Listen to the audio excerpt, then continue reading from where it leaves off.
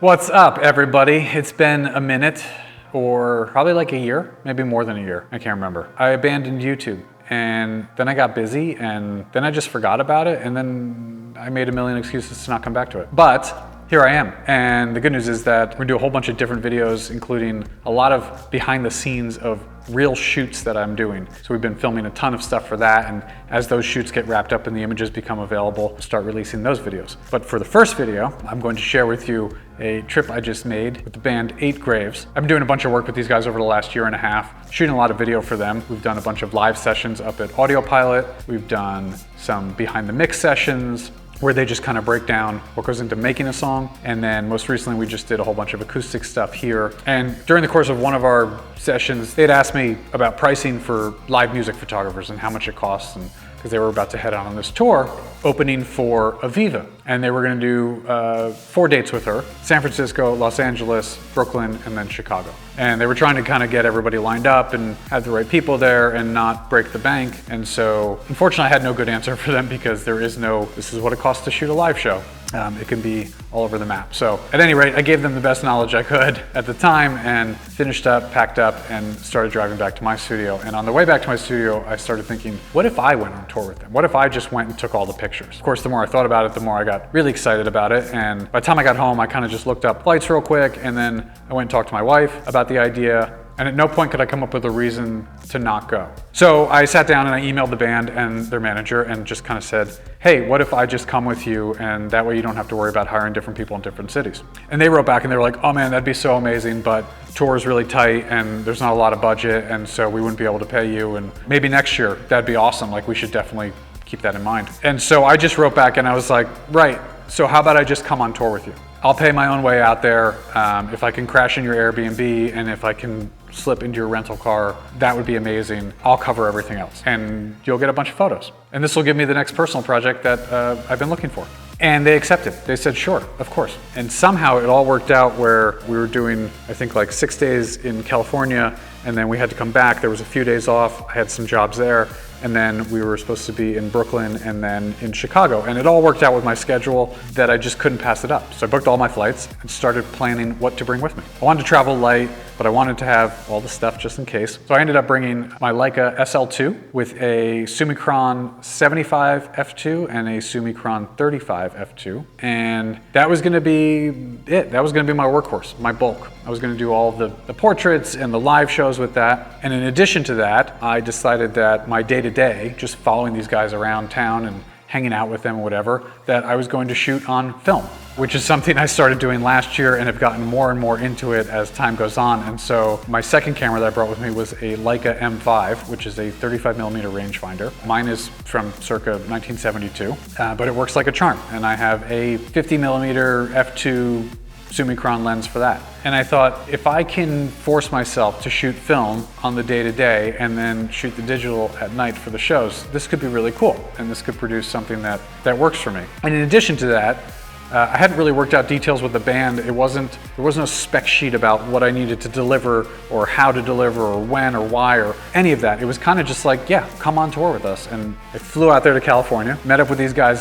They were staying in Hollywood. They were out there a couple days to do some songwriting and meetings and whatnot. They flew out on a Wednesday, I think. I was up in Connecticut doing a job. And so I flew out the next morning and met up with them and literally showed up, dropped my bags, and pulled cameras out and just started taking pictures on this M5, which was loaded with Ilford HP5 and was being pushed 2 stops almost the entire time I was there. Hence the super graininess. I also processed everything myself, so you'll see that some of these images have processing flaws, which I don't mind. I think it makes them unique and interesting, and I don't care. It looks one of a kind and you can never duplicate it, so that's cool to me. I was able to just skirt under the radar with everybody and just keep a camera in my hand and take pictures, and nobody ever balked or looked at me weird or asked me to put the camera down. I was just there. They had a songwriting session with this guy Armand, who you guys probably know as Unlike Pluto, and this guy churns out songs faster than I can change underpants.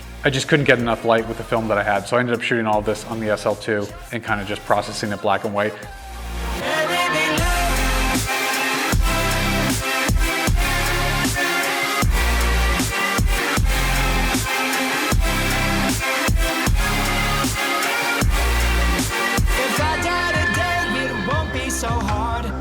Everything scares me, but never the dark. Stay acting brave, but I'm too faint of heart to pull out the thorn in my side. If I meet God, I'ma make him explain. Where was his help when I wanted to change? Is everything crazy or just in my brain? Oh, mercy me, mercy mine.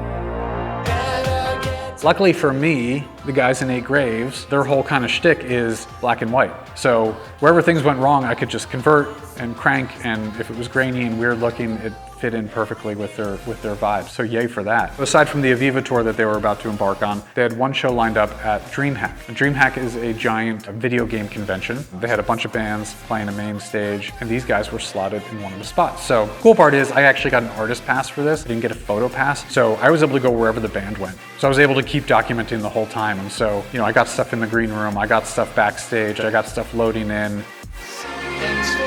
Some get saved, some things are made just to take to the grave.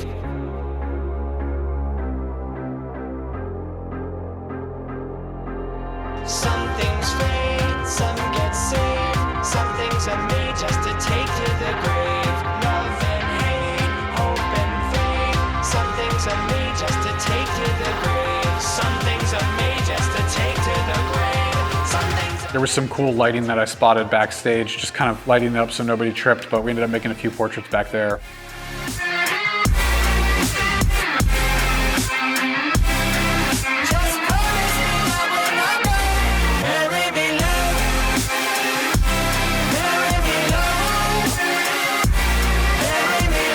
And then when it came time for the show, I just plopped my little Sony on stage, hit record, ended up filming the whole set, and just focused myself into the photo pit to shoot the entire show. Now DreamHack was a pretty large convention, and so they had sunk a lot of money into the stage show, which included a lot of haze and lasers and giant video walls and all the bells and whistles that you could ever want out of a rock show. It all produces really beautiful photos. So I was spoiled on day one. Hear the call, a crack in the sky. Be a friend, build a wall, and I'll be the fly. I've been staring out the window at the world burning down. You can nail it to my head. No, I'm not wearing the crown. It's not safe inside my head. It's not safe inside my head. I'm better off dead. It's always the same. I'm better off dead.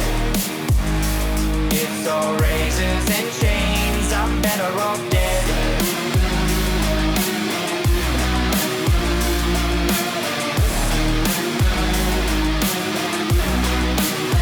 I was made in the dark. Original sin. Be the blade. Leave your mark. And I'll be. I had all this beauty to work with, and I took full advantage of it. I think I actually finished the show, went back to my hotel room, and processed the entire show immediately, and had it uploaded by probably 1 a.m. I think. Sent everybody a link the next morning, just kind of saying like, hey, here's all the shots from last night. And I continued to do that for the rest of the duration of the trip. So after DreamHack, we packed up the car and headed up to San Francisco to kick off that Aviva tour. We got up there the night before. It was gonna take us like 7 hours to drive up there. So we drove up, found a place just outside of town to stay, went into the city the next morning, and did a little sightseeing, got to check out the Golden Gate, made a bunch of portraits of the band. It's always the same. I'm better off dead. It's all razors and chains. I'm better off dead.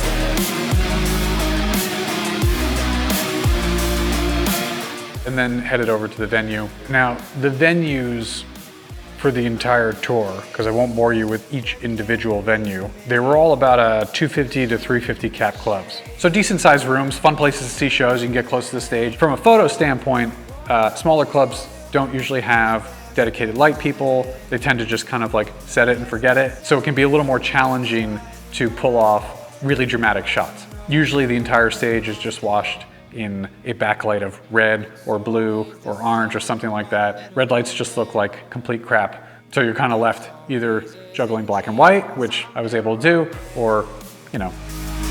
It's always the same. I'm better off dead. It's all razors and chains. I'm better off dead.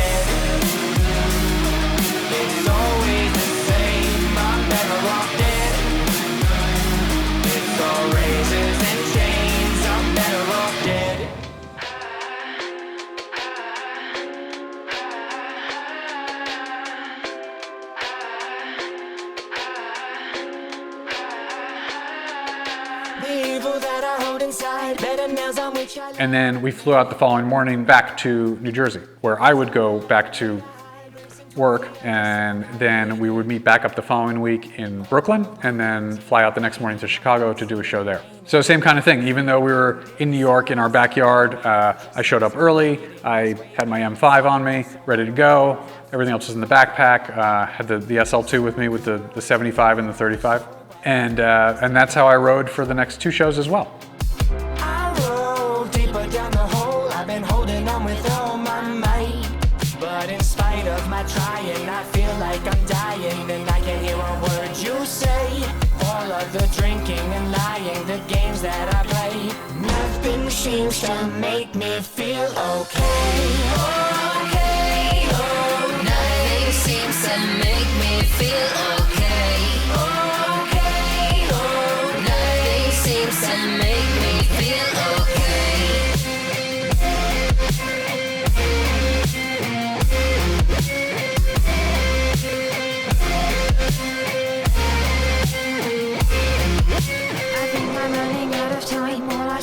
So the cool part was it wasn't until I came home that I was able to process all of the film that I had shot. And it was a total learning experience, and one that I thoroughly enjoyed. I thoroughly enjoyed not being able to review and correct and fix, which is something that my day job requires me to do on a regular basis. So it's quite fun to come home after 6 days and have 10 or 15 rolls of film that they need to be processed and scanned, and then I would find out if I had done anything right or if it was all a wash. But I'm super excited with what I did. I love pushing HP5 2 stops. You get all that grain and nastiness, and you'll see there's shots where I clearly botched part of the processing and had one roll with a bunch of light leaks in it because of poor handling on my part. But it's all okay. It was all fun. For me, it all adds to the uniqueness of the image, and so yes, although maybe I wish I had done a better job, I still find those images to be unique and one of a kind, and makes me kind of love them that much more. In the end, I'm rather pleased with the way everything went down. It was 100% worth the money out of pocket and the time spent away from my family and the studio, and it made me feel really good, and I gained a lot of new friendships out of it and learned a lot more about photography than I could possibly imagine. So I hope you enjoyed some of these images. I hope you enjoyed the story. Like I said, there'll be more of these videos coming out with, more geared towards vloggy, behind the scenes type stuff. So don't expect anything fancy and cinematic, but I'm gonna walk you through the process behind everything and let you know how it was all made. So please ask a question, leave a comment, ring the bell, subscribe, all of it. And I'll see you next time.